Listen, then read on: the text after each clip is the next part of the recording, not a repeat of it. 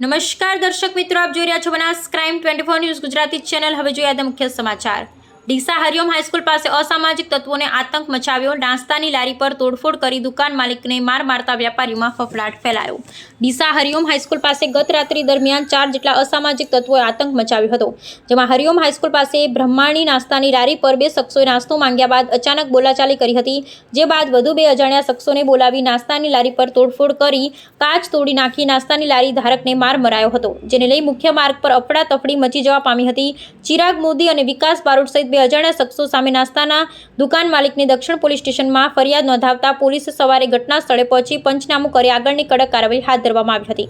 નાસ્તાની લારી પર તોડફોડ કરનાર ચિરાગ મોદી અને વિકાસ બારોટ સહિત 4 શખ્સોનો વિડીયો પણ સોશિયલ મીડિયામાં વાયરલ થયેલ છે, જેમાં પોલીસને પણ પડકાર ફેંકતા હોય તેવું જોવા મળી રહેલ છે। ત્યારે આવા અસામાજિક તત્વો સામે કડક કાર્યવાહી કરવામાં આવે તેવી લોકો માંગ કરી રહ્યા છે।